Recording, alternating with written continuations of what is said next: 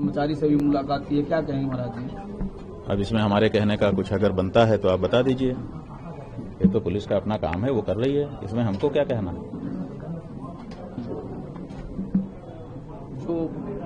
जो आरोप लगाए जा रहे थे उन्हीं को वो बयान दर्ज करने उन्हीं हाँ, पे तो गए उसी की तो जांच कर रहे हैं। आरोप की ही जांच कर रहे हैं, तो स्वाभाविक है कि वो जाएंगे ही, बात करेंगे ही। इसमें कुछ भी ऐसा नहीं है जिसमें हमको कुछ कहने की जरूरत है। महाराज जी, हम लोग पिछले 20 साल से हम लोग आ रहे हैं मठ, लेकिन ये पहली बार है कि वीडियो की टीम आई और इसकी जांच करके गई। इसकी जानकारी है आपको? ऐसा है कि जब आक्रमण होता है तो इसी तरह से होता है, सारे विभाग सक्रिय हो जाते हैं, अपनी अपनी निष्ठा दिखाते हैं, तो सब अपना अपना काम करें, क्या दिक्कत है। हमारी जो बात है वो यही है कि गौ रक्षा होनी चाहिए। सकल हिंदुओं की भावना है कि गौ माता की रक्षा हो। जो लोग इस देश में राजनीति करते हैं, जनता के वोट लेते हैं, उनको अपने मतदाताओं की भावनाओं का संरक्षण करना चाहिए। विशेष करके उनको जो लोग इसी मुद्दे पर लोगों का वोट लेकर के सत्ता में आए हों। तो ये जो हमारी बात है वो यथावत है। उस बात को चुप कराने के लिए या धारा को मोड़ करके दूसरी दिशा देने के लिए आप जो भी प्रयास करें वो आपका तरीका हो सकता है, हमारा नहीं हो सकता है। महाराज जी, अब वहाँ के बाद अब यहाँ भी हो सकता है आपसे भी पूछताछ करने के लिए इधर तो हम तो कह रहे हैं भैया, नोटिस वगैरह मिली है अभी तक कोई नोटिस नहीं मिली है। जब आएंगे तो हम उनसे बात करेंगे, क्या दिक्कत है। तो ये जो एफआईआर हुई उसके बाद से कुछ पुलिस ने आपसे संपर्क किया या कुछ उनकी टीम ने कुछ बात किया? ऐसा है कि अभी तक हमारे पास उनकी तरफ से कोई संपर्क नहीं किया गया है, ना कोई सूचना दी गई है, ना कोई नोटिस दिया गया है। ये कहा जा रहा है कि पुलिस ने उनका मेडिकल करवा लिया है, मेडिकल करवाने के बाद उनके बयान भी दर्ज हो गए हैं, और जो जानकारी मिल रही है कि बच्चों ने बयान वही जो एफआईआर में कहा गया है। ऐसा है कि आपकी अपनी जानकारी है, दुरुस्त ही होगी, हम कहाँ मना कर रहे हैं। सबसे बड़ी जो बात है वो ये है कि उन बच्चों से हमारा क्या कनेक्शन है। जो बच्चे कभी हमारे सामने नहीं आए, जो हमारे संस्था में कभी भी प्रविष्ट नहीं हुए, उन बच्चों का आप 1000 मेडिकल टेस्ट करा लीजिए, हमसे उसका क्या कनेक्शन है वो आपको सिद्ध करना है। उसके बारे में चर्चा बता रहे हैं कि माघ मेले में भी बच्चे आए थे, 1 साल पहले भी कुंभ में आए थे। इतनी पुरानी बातें निकाल रहे हैं, क्या उस समय शिकायत नहीं करनी चाहिए थी, जैसे जो पुराना मामला बता रहे हैं? अब बात यह है कि सब प्रश्न ही हैं, बहुत सारे प्रश्न हैं, बहुत सारे प्रश्न ऐसे हैं जिनको अभी हम लोग कह भी नहीं सकते, क्योंकि मामला मुकदमा विचाराधीन है, सब बातें कह भी नहीं सकते हैं। लेकिन बहुत सारे प्रश्न हैं जो खड़े हुए हैं और उन सबका तो विचार करना ही पड़ेगा। अच्छा, ये जो अभी जो एफआईआर हो गई उसके खिलाफ कुछ आप लोगों की कोर्ट जाने की तैयारी है आपकी? हमने बताया था कि हमारे अधिवक्तागण काम कर रहे हैं। एक चित्र इस समय लोग हमको भेज रहे हैं जगह जगह से, ये देख लीजिए। ये कौन है महाराज जी? बताएं कौन है साथ में? ये देख लीजिए, थोड़ा महाराज जी, कौन है इसके बारे में जरा बताएं। आप लोग देख लीजिए। ये एक स्टूल है, हाँ। स्टूल के ऊपर केक रखा हुआ है, हाँ, उसको काटा जा रहा है। जी। प्रायः ये जन्मोत्सव मनाने के लिए आजकल नया जो जमाना आ गया है, बर्थडे सेलिब्रेशन, उसमें ये सब किया जाता है। यहाँ पर वही हो रहा है। एक व्यक्ति ये खड़े हैं, ये कौन है? इनको आप जानते ही हैं, यही आज के सबसे बड़े धर्माचार्य इस समय के यही हैं। हाँ, जिनको आप लोग जी महाराज कह के संबोधित कर रहे हैं, वही हैं ये जी महाराज। और ये जो केक पर चाकू रख करके उसको काटने ही जा रहे हैं, इनको भी देख लीजिए।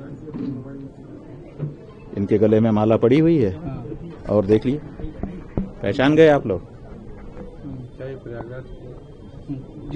पुलिस अफसर है क्या? ठीक है, थोड़ा जैसे संभल वाले हैं क्या? हम लोग भी पहचान। अजय पाल सिंह जी, आप इनका नाम है अजय पाल सिंह जी। हाँ। इस समय यही मुखिया हैं जिनके अंडर में ये जांच का कार्य चल रहा है।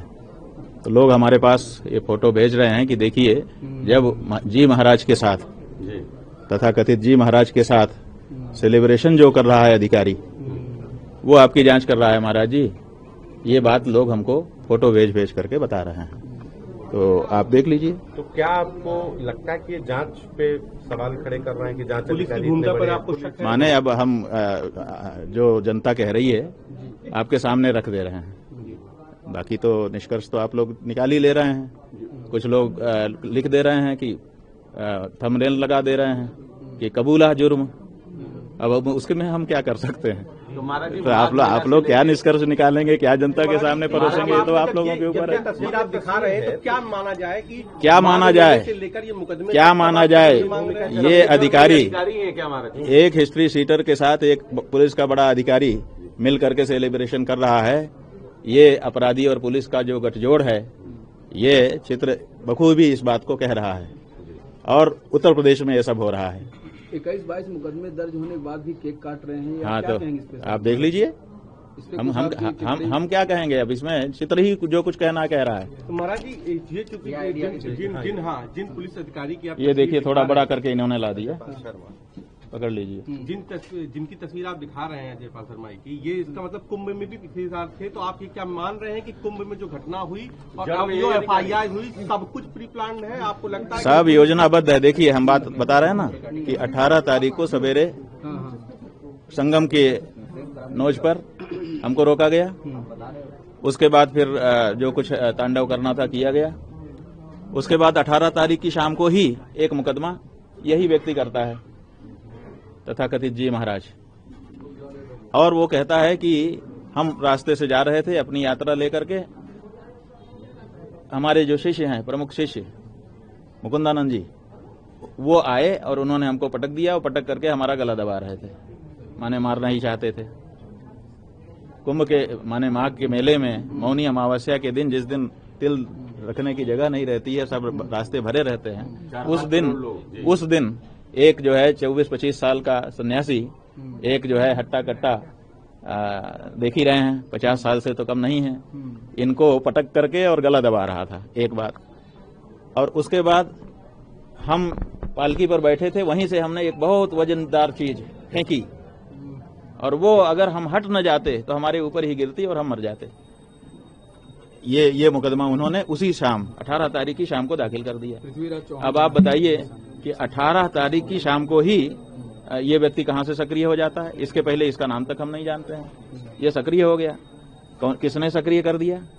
अजय पाल शर्मा वहां पर ड्यूटी पर है और वो शामली में पहले लंबा समय तक कायम कर चुके हैं और वहीं से इनकी दोस्ती हो चुकी थी। अब वो 18 तारीख की शाम को ही ये ला दिया जाता है कि भाई आओ तुम अब जरा हमारे लिए खेलना शुरू करो। मुकदमा किया। अब मुकदमा ऐसा था कि उसके लिए सड़क का मामला था, फुटेज सब आजकल रहती ही है, लोग वीडियो भी बना लेते हैं, हर आदमी के पास मोबाइल रहता है, सीसीटीवी फुटेज है। और हम आप लोगों के कैमरे के सामने ही उस दिन पूरे दिन बैठे थे, पूरी रात बैठे थे, इसलिए मामला बन नहीं रहा था, पुलिस ने दर्ज नहीं किया। फिर जरूर इनकी कोई मीटिंग हुई होगी, फिर इन्होंने 24 तारीख को ये शुरू कर दिया कि साहब पॉक्सो एक्ट लगा दिया जाए इनके ऊपर। और देखिए कैसे लड़के आ गए इनके पास, फिर चीजें शुरू हो गई। उसके बाद फिर पुलिस को ईमेल, फिर इनको ईमेल, उनको ईमेल।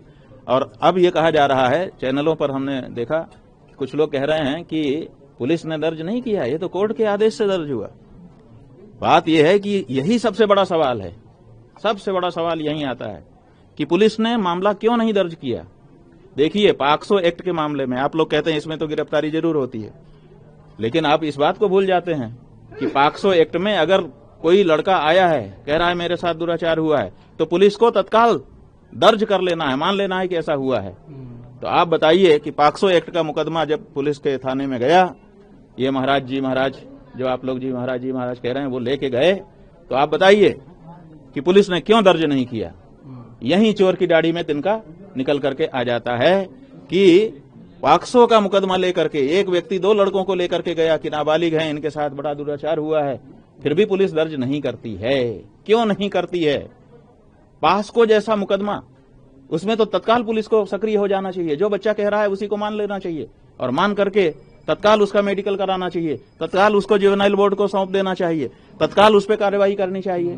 तो सवाल यह है कि पुलिस ने क्यों नहीं दर्ज किया? क्यों? सुनिए, क्योंकि चोर की दाढ़ी में तिनका होता है पुलिस ही एक कहानी बना रही थी, इसलिए पुलिस को डर था कि गड़बड़ ना हो जाए। ऐसा करते हैं, कोर्ट से आदेश करवा के तब करते हैं, तब कोर्ट से आदेश करवा करके तब ये दाखिल कर दिया गया मुकदमा। अब उनके पास ढाल हो गई कि साहब हम तो कोर्ट से आए हैं, हमने डायरेक्ट नहीं किया। क्यों नहीं किया? सबसे बड़ा सवाल यही है कि पॉक्सो जैसा मुकदमा, बच्चों के साथ अत्याचार अन्याय का मामला, और पुलिस के पास वो बच्चे जाते हैं, वो कह रहा है कि मैं तो बच्चों को लेके गया था और इन्होंने दर्ज नहीं किया, कृपया हमारा सुने। फिर वो कहता है कि मैंने दूसरी तारीख को ईमेल किया बड़े अधिकारियों को। बड़ी अधिकारी ईमेल पाने के बाद उन्होंने भी कुछ नहीं संज्ञान लिया। क्यों नहीं लिया? क्योंकि बड़े अधिकारी पहले से मिले हुए थे, वो सोच रहे थे कि हमारी निंदा ना हो जाए, इसलिए पहले कोर्ट से ले लेते हैं, चुप रह जाते हैं, तब जाकर के कोर्ट में मामला गया है। तो महाराज समझ रहे हैं? महाराज जी, और कोर्ट में जब धारा 22 के अंतर्गत हमने सारा मामला रख दिया, अपने प्रमाण सामने रख दिए, उसके बाद जो आदेश आया उसमें उसका कोई उल्लेख ही नहीं किया गया कि इनकी तरफ से भी कोई बात कही गई है। और 14 पन्ने का लंबा, जैसा कि वकीलों ने आप लोगों को से बताया ही है कि इतना लंबा जजमेंट लिखा, सुप्रीम कोर्ट, हाई कोर्ट, जाने कितनी रूलिंग भर दिया, लेकिन ये नहीं बताया कि वो लड़के हमारे पास आए कैसे, कहां से आए। जब हमारे विद्यालय के छात्र नहीं थे, हमारे से उनका लेना देना कोई संबंध नहीं था, तो कैसे वो आ गए।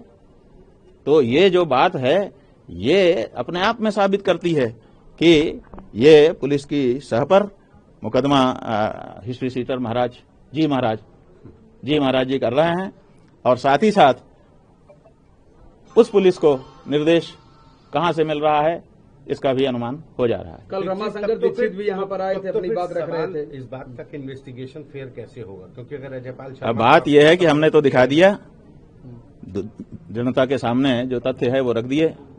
जनता ही हमको ये बातें बता रही है, हम तो जानते नहीं थे, हम तो इनको जानते भी नहीं थे जी महाराज को। जनता ने ही बताया, एक एक पीड़ित निकल करके आया कि हमारे साथ ये किया है, हमारे साथ ये किया है, हमारे साथ ये किया है। हम क्या कह सकते हैं? की बात करेंगे कि इन्वेस्टिगेशन किसी और से? बात यह है कि जो कुछ जरूरी होगा वो सब कहा जाएगा, लेकिन वो तो हम नहीं कह सकते ना, वो तो अधिवक्ता गण करेंगे। कोर्ट में आपके लीगल पैनल की ओर से ये बात कही जाएगी कि पुलिस ही इसमें बात यह है कि जो जरूरी होगा लीगल पैनल वाले जो समझेंगे सब कहेंगे। हम तो आपके बात एकदम, हमारी बात जो है वो आम बात है, हम लीगल एस्पेक्ट सोच करके नहीं बोल रहे हैं। जो तथ्य एक आम आदमी के मस्तिष्क में आते हैं वो हमारे भी आ रहे हैं, आपके भी आ रहे हैं, और सुनने समझने वालों के भी आ रहे हैं, तो वही बात हम कह रहे हैं। कल एक व्यक्ति आया था, वो भी कहा कि हमको प्रलोभन दिया गया था। आप देखिए ना, वो व्यक्ति आया और कितना डरा हुआ था, उसको धमका रहे हैं कि देख लेना, फिर जी लेना। ये क्या बात है? लड़का माने जो उन्होंने भेजा है ईमेल, उस ईमेल में लिखा है लड़का / लड़की। इसका मतलब कि वो पहले से प्लान किए हुए हैं कि एक लड़का का और एक लड़की का इसमें हम करवाएंगे। तो अब वो खोज रहे हैं कि कोई लड़की का माता पिता खड़ा होकर कह दे कि हमारी नाबालिग लड़की के साथ इन्होंने किया। माने शंकराचार्य संस्था को समाप्त कर देने के लिए कितना बड़ा षड्यंत्र किया जा रहा है। हम आपसे, आपके माध्यम से कहना चाहेंगे कि ये मामला भारत के दुर्लभतम मामलों में माने प्रवेश कर रहा है। इसमें अगर ये सच है कि शंकराचार्य ने कोई दुराचार किया है, तो भी मतलब दुर्लभतम श्रेणी में है। शंकराचार्य से ये आशा मतलब सपने में भी नहीं की जा सकती है। तो इसलिए इस पर बहुत अब पूरे देश को ध्यान दे करके लड़ने की जरूरत है, क्योंकि ये बहुत बड़ा मामला बना दिया गया है। अगर ऐसा हुआ है तो फिर बहुत कड़ा, इतना कड़ा कि जितना कड़ा कुछ नहीं हो सकता, आज तक इतिहास में नहीं हुआ, उतना कड़ा दंड घोषित करना पड़ेगा, तभी ये न्याय हो सकेगा। और अगर ये झूठा है, जैसा कि है ही हमारा कहना है, तो जिन लोगों ने ये आरोप लगाया है उनके ऊपर भी कड़ा से कड़ा दंड मिलना चाहिए। अब ये मामला इस तरह का नहीं है कि कोई आया और मुकदमा कर दिया और चल गया। अब ये मामला पूरे देश का मामला है और पूरे समाज का मामला है, और इस मामले को बड़ी गहराई के साथ ट्रीट किया जाना चाहिए और विलंब किए बिना दूध का दूध और पानी का पानी होना चाहिए। प्रधानमंत्री राष्ट्रपति कुछ महाराज जी कहना चाहेंगे? भाई, प्रधानमंत्री राष्ट्रपति, उनसे हम कहें, क्या उनका देश नहीं है? क्या उनके देश में इतनी बड़ी जो बात उठ गई है कि उनके देश का शंकराचार्य दुराचारी हो गया है, एक प्रश्न ये उठ गया। और दूसरा प्रश्न ये उठ गया कि शंकराचार्य जैसे निष्कलंक व्यक्ति के ऊपर इतना बड़ा कलंक लगाना कहानी बना करके, ऐसे लोग आ गए।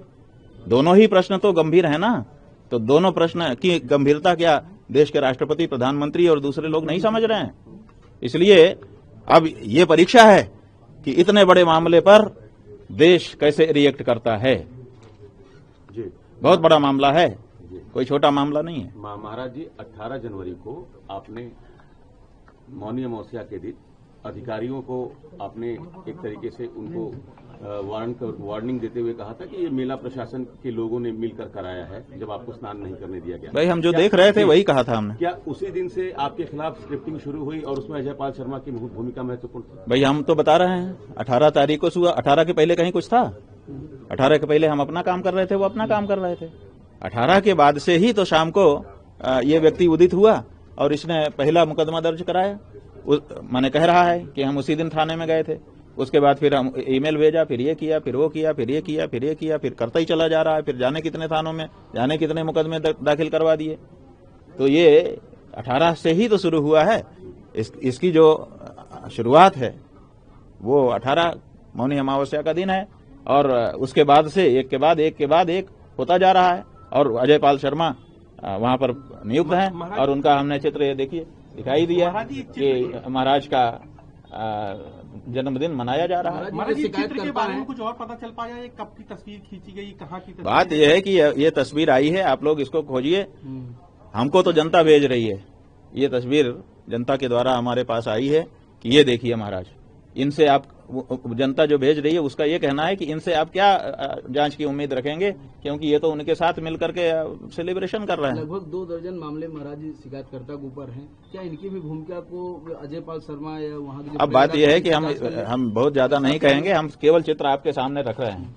ये चित्र जो कुछ कहता हो आप पढ़ लीजिए, इससे ज्यादा हम क्या कहें। अपनी तरफ से शब्द हम नहीं मिलाना चाहते हैं, क्योंकि कभी कभी चित्र बहुत कुछ कहता है।